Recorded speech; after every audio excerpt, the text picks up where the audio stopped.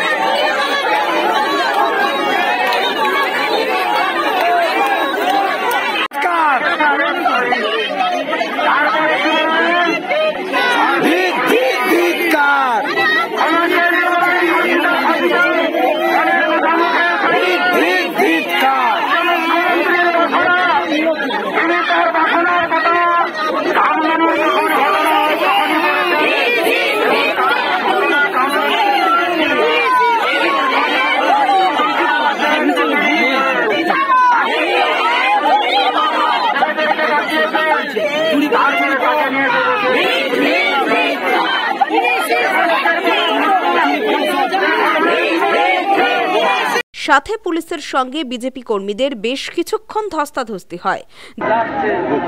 এটা তো রাজ্যের কর্মসূচি, রাজ্য ঘোষণা করেছিল আজকের দিনে সারা রাজ্যে জেলা শাসকের অফিস ঘেরাও করার জন্য। প্রথমে আমরা সফল হয়েছি, প্রথম ব্যারিকেড ভেঙে দ্বিতীয় ব্যারিকেড পর্যন্ত আসতে পেরেছিলাম। শান্তিপূর্ণভাবেই আমরা এসেছি। আজকে আমাদের জেলা সভানেত্রী তিনি বিধানসভায় ছিলেন, সকালবেলা থেকে বিরোধী দলনেতার নেতৃত্বে বিধানসভায় এই বিশেষ ঘটনাকে কেন্দ্র করে তারা তাদের মতো করে শোক জ্ঞাপন করেছেন। রাজ্য সরকার কোনো প্রকার শোক প্রস্তাব পাঠ করেননি বা সবার কার্যবিবরণীতে নথিভুক্ত করেন। প্রকৃত কথা হচ্ছে বাংলায় রুল অফ ল নেই। একথা পোস্ট পোল ভায়োলেন্স থেকে আপনারা দেখে আসো।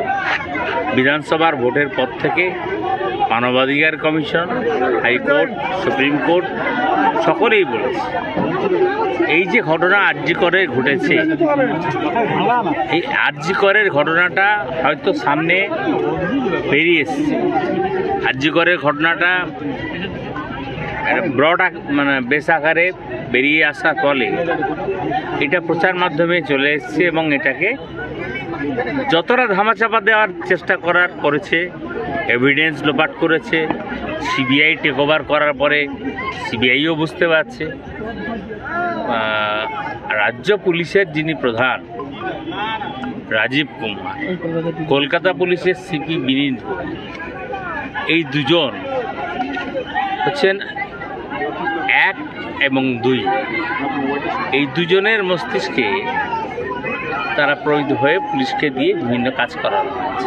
জেলা শাসকের দপ্তরের সামনে বক্তব্য রাখেন তমলুক সাংগঠনিক জেলা বিজেপির সভাপতি তথা হলদিয়ার বিধায়িকা তাপসী মণ্ডল, তমলুকের প্রাক্তন সাংসদ দিব্যেন্দু অধিকারী সহ অন্যান্যরা।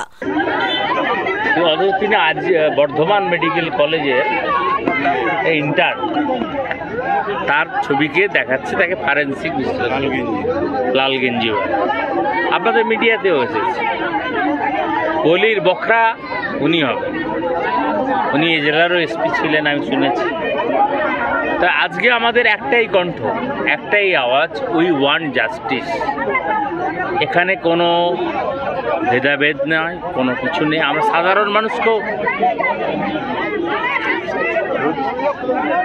সাধারণ মানুষকেও বলব, এর আগে আমরা পতাকা ছাড়া মিছিল করেছি, আজ পতাকা নিয়ে মিছিল করেছি।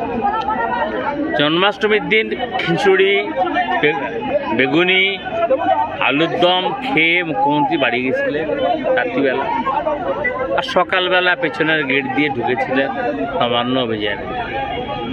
আপনারা দেখবেন এক গেরুয়া বসন পরিহিত একজন বয়স্ক মানুষ জল কামানকে কিভাবে প্রতিরোধ করেছে, তিনি জাতীয় পতাকাটা হাতে নিয়ে দাঁড়িয়েছিলেন।